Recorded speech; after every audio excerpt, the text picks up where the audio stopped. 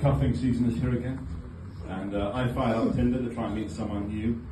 And I saw something interesting because there were 5 profiles in a row where the woman said, please don't have a foot fetish. And that interested me because I do like feet, but not the appendage, just the unit of measurement, you know? So more of a feet in inches fetish. I mean, don't get me wrong, imperial measurements are the best. For example, for the single ladies in the audience, how often have you put on a dating profile that you want to date a man who's 188 centimetres tall? Exactly, never. That's 6'2", by the way, for the metric knowledge. Yeah. Back during Brexit, back during 2016, I didn't vote Leave in the referendum, but I was really hoping that imperial measurements came back as the official criteria of the UK, because I've been arrested 19 times for selling marijuana in ounces. Yeah, and for distance it's much better too. I mean, I was in Belgium in summer, right, on holiday, and I got talking to this local girl, and I asked her how it felt if she went on holiday and everybody thought she was French, and she told me to go to hell, and she gave me the distance in kilometres. So whatever happens, I'm never ending up there. Yeah. It turns out there is a town in Belgium that makes quite good beer called Hell, but whatever. Yeah. So anyway, I'm doing an impression of the guy who's forgotten his line, sorry. Yeah, so I'm trying to be more green this year, you know. I mean, for example, I only date women who I meet at Just Stop Oil protests now.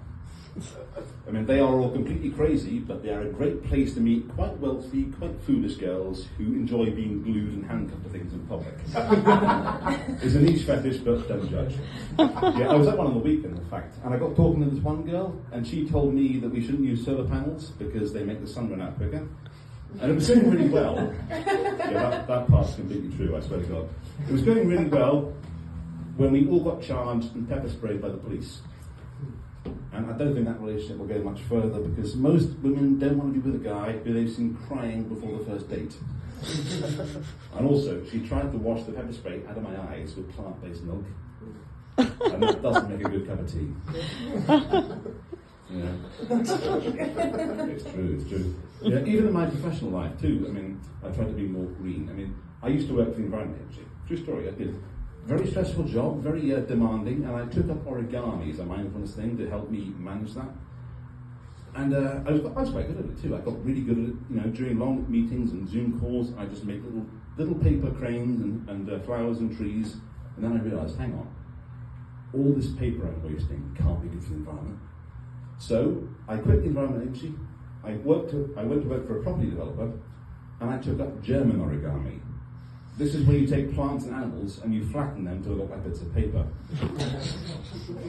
It's still really stressful and really bad for the environment, but it's much more efficient. Yeah. I did the vegan weight challenge this year too. Yeah.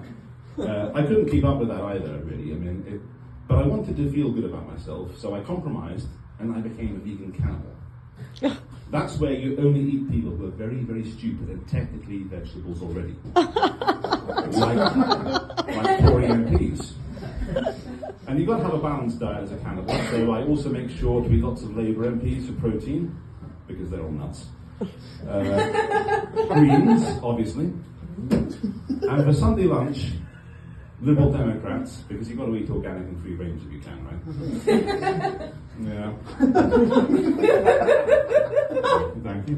Yeah. I've had to cut down on my energy expenditure a lot too recently. I mean, matter of fact, today there was a fire in my flat, and I had to stay and deal with that and call the fire brigade. And it wouldn't have been so bad if I hadn't hung my laundry in front of the fire to dry before I called 999. Yeah, my energy bills have gone up so much, I can't even afford to gaslight my exes anymore. You folks are quick. Yeah. So, we all talk about global warming, and I figured out what's causing that. You see, in the 1990s, there was a very popular movie, and every woman who saw that then and since has dedicated themselves to wasting energy, buying crap from China, and generally just being not very responsible environmentally. That movie was Titanic. And all the women are trying to take revenge on the iceberg that killed Leonardo DiCaprio's character. But I mean, it's okay if a girl cries when he dies in Titanic. But you want to watch out if she cries when he dies during Django Unchained. Thank you very much. I've been East End Ben, you've been great.